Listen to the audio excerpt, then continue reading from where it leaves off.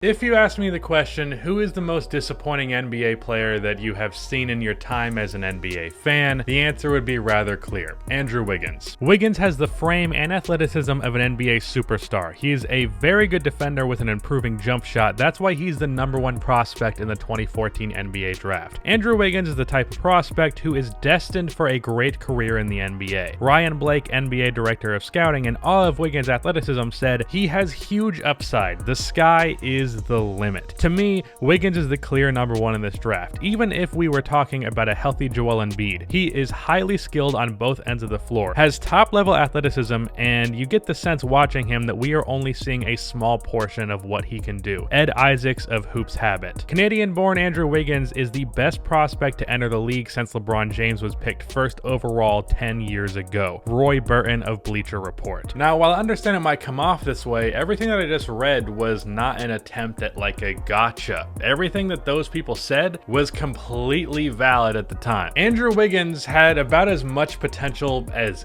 anybody. A 6'8", lengthy, incredibly athletic wing with a smooth offensive game, tenacity going to the basket, and elite perimeter defense with plenty of room to grow, to be sure. Here is his NBA Draft.net grade. He received a 99. He scores 10 in athleticism, 9 in size, 8 in defense, 7 in strength, 9 in quickness, 7 in leadership, 8 in shooting, 8 in NBA ready, 8 in ball handling, 10 in potential, 7 in passing, and 8 in intangibles. The guy was viewed as a damn near flawless prospect and as much as a sure thing as you could get. But as we know, Andrew did not live up to his potential in the slightest, fell completely short. And we all know this, but in today's video, I want to answer a very simple question. Why? Why did a generational talent end up turning into a mediocre, overpaid disappointment? Let's find out why. Welcome to NBA Deep Dive.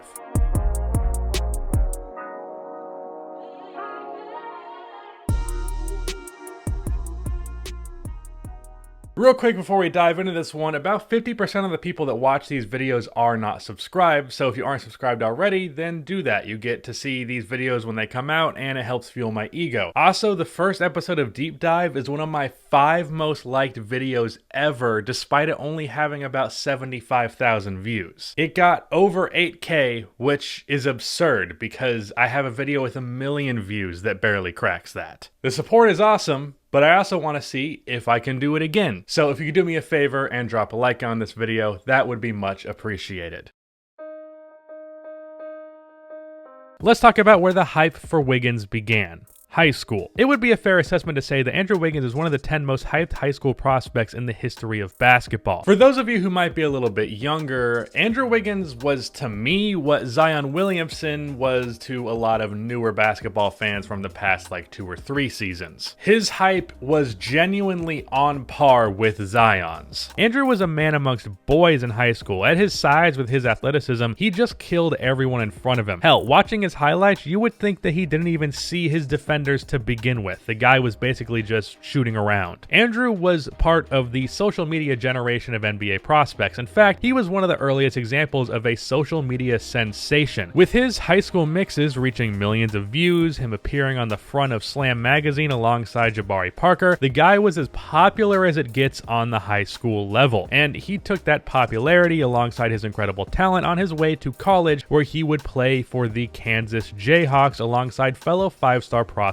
Joel Embiid. And in college, Andrew would continue to build the hype. While there were some weaknesses in his game that became more clear at a higher level, it also made his strengths appear even stronger. In his freshman and only season, Andrew averaged 17 points and 6 rebounds, had many amazing performances, including a 40 bomb he dropped on West Virginia, where he also had 8 rebounds, 4 blocks, and 5 steals. Andrew continued to display his jaw-dropping athleticism, some of the more polished offensive elements of his game, which hinted at his offensive potential, but he also showed an area of his game that arguably had more upside than his offense: his defense, where Andrew was a lockdown perimeter defender as well as a great shot blocker for a wing. Andrew was the Big 12 Freshman of the Year, of course made the Big 12 All-Rookie team, and was a 2013-14 All-Big 12 team member. Now, I don't really understand the significance of that because I don't watch college basketball, but I assume it's good, and I can tell you from an outsider perspective, regardless, the hype from Wiggins was continuing to build. After losing to Stanford in the NCAA NCAA tournament, Andrew declared for the NBA draft, and as a result, going into the 2014 NBA draft lottery, everyone was there to see who would get the #1 pick to draft Wiggins, and it would end up being the Cleveland Cavaliers, who, with Kyrie Irving and not much else, well, landing this pick was a big deal, and to many, the future prospect of a Kyrie and Wiggins duo was quite exciting. Cleveland would draft Wiggins, and in the Summer League, he would show out. He averaged just 15 points per game, but he did put up those points in an impressive fashion. He was stepping into jump shots with confidence and flashing a mid-range game and ability to create space that led many people to believe that his offensive game had more polish than previously thought. The future for Wiggins and Cleveland looked pretty bright. But, well, there was some news that would change things. If you've been waiting to find out what LeBron James is gonna do, turns out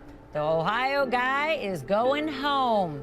Turns out LeBron James, according to Sports Illustrated, has decided to go back to Cleveland. Hey everyone, Faisal here with you inside the Sportsnet newsroom. It appears a lock that the Cleveland Cavaliers will add love to their club and that Andrew Wiggins will start his NBA career north of the 44th parallel. According to multiple reports, the Cavaliers and Minnesota Timberwolves have agreed on a deal that will send All-Star Kevin Love to Cleveland in exchange for both first overall pick Canadians Wiggins and Anthony Bennett, as well as a protected 2015 first rounder. So now Wiggins was headed into Minnesota. While there was briefly a potential of him playing his career early with potentially the greatest player of all time as his mentor, he instead got Corey Brewer and Kevin Martin. But Andrew's rookie year was pretty good. He averaged 17 points per game on not great efficiency, but we saw flashes of what he could become. But with the Wolves being trashed, they landed the #1 pick in 2015, which they used to draft Karl Anthony Towns. And my feeling on this pick, and I think the majority feeling at the time, was wow, Karl Anthony Towns is going to be a really great second option to Andrew Wiggins, which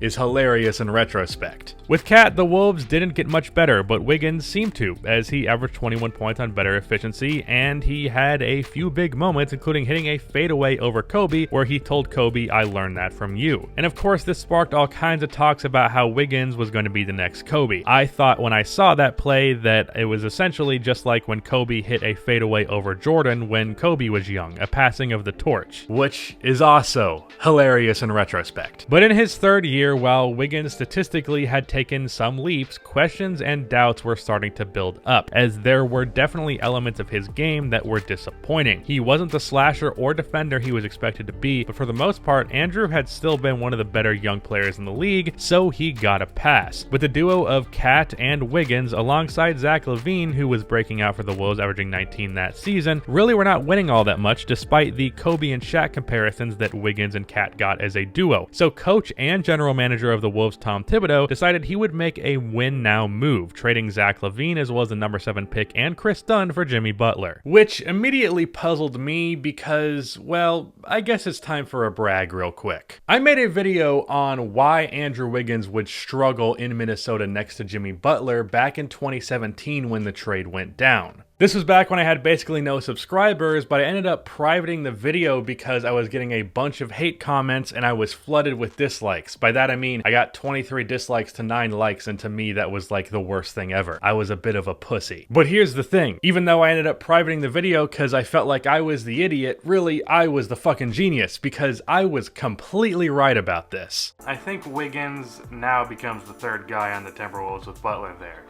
When it was LaVine, Wiggins was clearly the second option, but that's not the case anymore.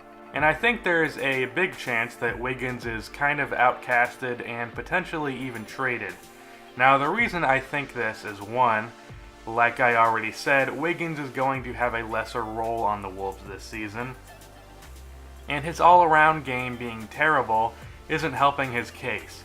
If Wiggins was a great scorer and defender, playmaker, and rebounder, he would fit in great and spend more time focusing on more than just offense, but that's not who Wiggins is. Phew, Jesus Christ, dude.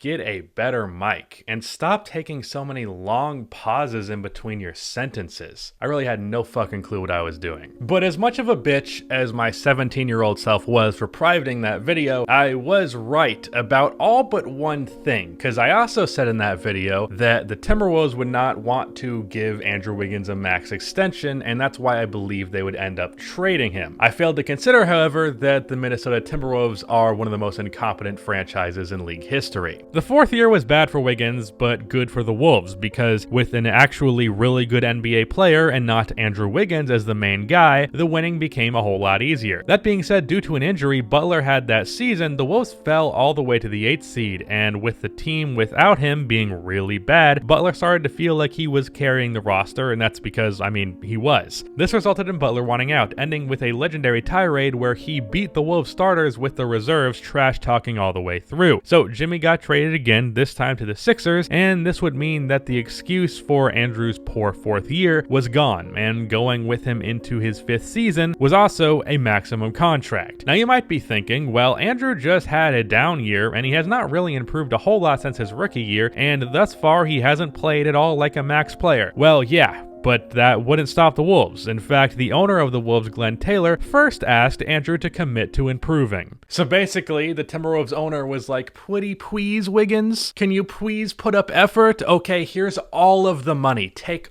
all of the money that I own. What the fuck are you doing?" But in his 5th year, there was hope that Andrew would turn it around. I mean, he did promise, right? And Butler wasn't in his way anymore. He should be better. But no, his numbers were nearly identical, and the Wolves were back to being trash without Butler. But now, Wiggins being bad wasn't just disappointing, it was also now a really bad investment. $25 million per year, which would eventually turn into over 30 per year for an inefficient 18 points per game. That is tough. At this point, Wiggins had fully fallen out of public favor. His game was being picked apart. He was being called a bust. No one was providing any more excuses for him outside of the few desperate stands. There was no reason for Andrew to be as bad as he was with the potential he had. As many fingers as you can point, Andrew Wiggins is the main reason why Andrew Wiggins wasn't as good as he could have been. No one else. Year 6 comes around, and there was actually a spark of hope for Wiggins. The Wolves' new head coach Ryan Saunders decided to run Wiggins as the lead ball handler to hopefully keep him more engaged, and it was kind of working. For the first 25 games of the season, Wiggins averaged 25 points, 5 rebounds, and what is admittingly pathetically a career 3.3 assists, and he did this on 45.5, 33, 74 splits, where he shot nearly 7 3-pointers a game. But old habits die hard, as his numbers fell back to reality after that stretch, and it became clear that Wiggins in Minnesota was over. He would be traded to a depleted Golden State Warriors roster along with a pretty damn good draft pick in exchange for D'Angelo Russell. Then the hope became that the Golden State Warriors would be an opportunity to turn over a new leaf, and for the most part it kind of has been. His first 12 games of the 2020 season in Golden State were whatever, but this season, after a rough start, he has been pretty good on both ends of the court, especially defensively, and he could potentially carve out a good role for himself from here on out. But with that, that catches us up to where he is today.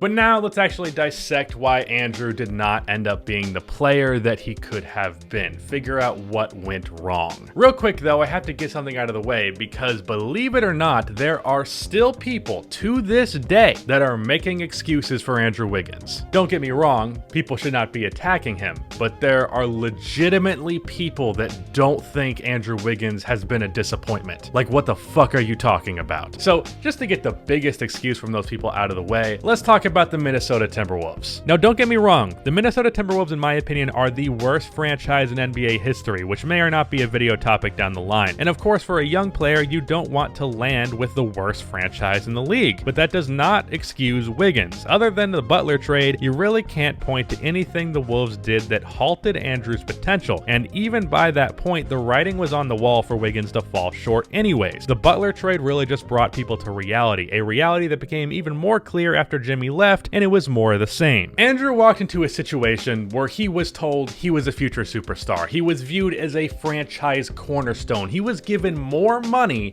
than he ever had earned, and he was given unlimited resources, trainers, anything he could ask for, and he fell short. That's on him, no one else. It's on Andrew Wiggins. So now, Let's actually get to the real reasons why Andrew fell short. There's 3 big reasons to me why Wiggins failed. A lack of motor and ability to actually improve, a lack of aggressiveness that resulted in him not taking advantage of his physical gifts, and Kobe wannabe-itis. Trust me, I'll explain that one. Let's talk about that motor. The biggest issue you would come across on the board back when Andrew was a prospect not yet in the NBA was his lack of motor. His work ethic was called into question, but more importantly than that, it's what you actually saw on the court. It seemed like Andrew was content being passive, going multiple possessions without doing anything, and really not being engaged with what was going on if he wasn't scoring. This issue was actually giving Timberwolves fans some PTSD-like flashbacks when they drafted Anthony Edwards, because he has some of these similar issues. Luckily, at least, Anthony Edwards is not expected to be a superstar. The other half of this is that he didn't seem to know how to improve. It's not necessarily that he didn't put in the work, because Andrew just being constantly in really great shape tells me that he likely does the work. It's just not actually making him a better basketball player. Like, just working out is not the solution. You also need to know how to work out properly. Speaking from experience, back when I had some intense delusions, I mean extreme delusions, of thinking that I was going to be an NBA player one day, I developed my skills to a certain point, and then I hit a wall. I didn't stop trying to get better, I just didn't know how to take the proper steps to improve my game from where I had it to that point. I would say I have not really gotten better at basketball in the last 5 years, despite the fact that I play it rather consistently. And while it is literally just a feeling, I do feel like that is the biggest reason, or at least one of the bigger reasons, why Andrew has fallen short, because at least to me, it doesn't seem like he's not putting in the work. Not that he's necessarily a hard worker, but I don't think he's lazy. But one of the biggest problems, and probably the most slept on problem with Andrew in terms of his failure, is that he has Kobe wannabe-itis. What I mean by this is Andrew Wiggins is somebody who grew up watching Kobe Bryant and clearly wanted to be him. Same, by the way. And what that results in is his game resembling Kobe's quite significantly. He does a lot of the same things that Kobe does. He takes the same shots, same moves, all of that. But the difference is Andrew Wiggins isn't nearly as good as Kobe, to say the least. And what I mean by his game resembles Kobe's, well, basically I just mean the mid-range jump shots. Remember that offensive polish that I mentioned earlier in his career? Well, really that was all sizzle, no steak, because Wiggins could pull off these nice moves and create space, but he never really finished them. Wiggins for his career shoots 36% from 10 to 16 feet and 34% from 16 feet to just inside the three-point line, and 33% of his career field goal attempts come from these ranges. So Wiggins is taking these shots like he is Kobe, but he is not making these shots like he is Kobe, which is drastically harming his efficiency. I mean, 1 out of every 3 shots that Andrew Wiggins takes is a mid-range jump shot, and he misses 2 out of every 3 of those. That's a recipe for being really inefficient, which Andrew Wiggins is. The cure to Kobe wannabe-itis, though, I think has been found in another player who had the Kobe wannabe-itis, and that is Jason Tatum. The biggest reason to me why Tatum took the leap that he did last year is that he turned a lot of his mid-range attempts into three-point attempts. Tatum always had the ability to create space off of the dribble for jumpers. He has a very smooth offensive game, and that's one of the reasons why he was such a highly touted prospect. But his actual percentages as a mid-range shooter, despite the ability to create that space, were not good. But going into his 3rd season, Tatum increased his three-point volume by 3 attempts per game. For his first 2 years, he took 30% of his shots from mid-range and only shot about 40%, which is better than Wiggins and not horrible, but it's still not great. The last 2 seasons, including this one, just 21% of his shots are coming from mid-range, and his three-point attempt rate has increased by 8%. So running the numbers, Tatum literally just turned his long twos into three-pointers. And I gotta wonder if Tatum saved his career trajectory by making that adjustment, and Wiggins tanked his by not. Granted, I will say this example does not work entirely, just because Tatum is clearly a much better overall shooter than Wiggins and always has been. But really, outside of jump shots, Andrew could have still been awesome, even if his jump shot was not amazing, if he just took advantage of his physical gifts. Like, Wiggins can get his head above the rim like it's nothing. If you watched his high school highlights, you'd think he could rival Vince Carter as a leaper. That's how crazy his athleticism was. During the draft combine, his vertical measured in at 44 inches, which is just 4 inches less than Michael Jordan's and actually an inch higher than the man himself, Vinsanity. But while Wiggins sure does have a fair share of crazy dunks in his career, you wouldn't think of him as some high flyer or crazy finisher because he simply does not take advantage of his vertical, speed, length, and overall athleticism. What's the point of being able to jump higher than Vince goddamn Carter as a 6'8" forward with a 7-foot wingspan if all you're going to do with that is shoot mid-range jump shots all day? If you do that, then of course you're going to fall short of your potential. See, from time to time, I will watch Andrew Wiggins and be like, well, what did people really see in this guy? And I'll go back and I'll get reminded when I watch his high school mixtape. This guy is not even close to the same as what he was in high school. And to be fair, obviously there is a drastic difference in talent, but the difference that I'm referring to is not that he's just dominating his competition, it's his play style. When you watch Wiggins play in high school, he relentlessly attacked the basket. Relentlessly. But whether it be from Kobe wannabe-itis, his attacking ability not translating at an NBA level to nearly the degree that it's thought that it would, or just his overall passiveness, none of that is translated in the NBA. The relentlessness attacking the basket in high school is the reason he drew LeBron comparisons in the first place. He came into the NBA, he wanted to play Kobe when he did not have that skill. But where is Wiggins now? What does his future look like? Well, he is currently sitting in Golden State. Though the incompetence of the Timberwolves is far from the main reasons Wiggins failed, it sure as hell wasn't helping. One of the best run organizations in basketball, on the other hand, is helping. Wiggins is shooting a career high from 3. He has a league average true shooting percentage for the first time in his career, and most importantly, he is putting up effort on defense, and is actually a positive defender for the first time in his career. And I do hope that this is where he stays for the rest of his career, because this is an opportunity for Andrew to be a stable, reliable piece on a good team, and hopefully eventually a great team. But now I want to talk about a heavily debated topic surrounding Andrew Wiggins, and that is the question, is Andrew Wiggins a bust? Yes, he's a bust.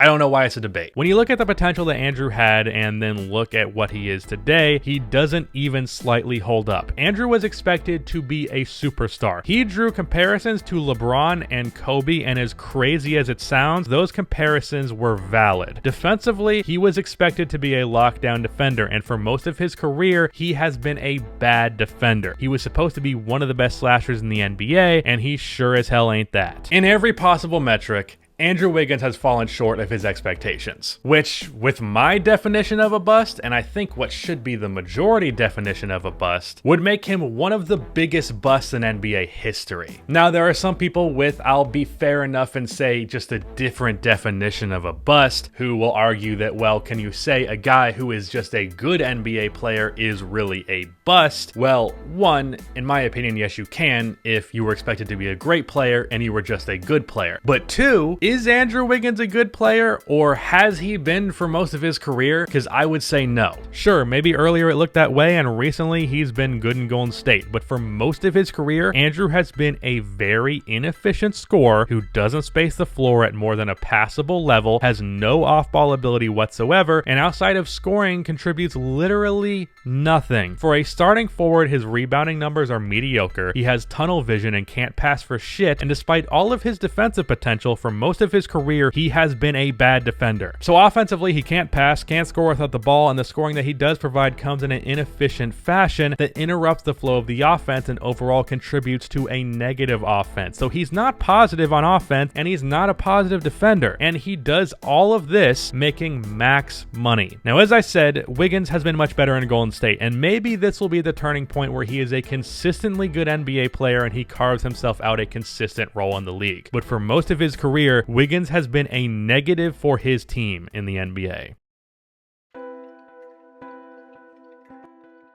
So yes, Andrew Wiggins is a bust, and it is sad to say because I can tell you, as somebody who grew up loving Kobe, the prospect of me getting to see the next Kobe from start to finish of his career got me real excited when I really learned who Andrew Wiggins was. Instead, we got the next, Rudy Gay might be being generous there. So that was Andrew Wiggins, how to waste generational talent. This video was posted a day earlier over on my Patreon, so if you would like to get these NBA deep dives a day early every week, then go support me over there. It makes my job easier, and it helps you support content that you want to support, and you get videos earlier. But if you don't want to do that, that's fine. I would appreciate instead a like and especially a subscription for more NBA videos like this. But that is the end of this video. Please be sure to like, subscribe for more NBA content like this, and keep the outro music.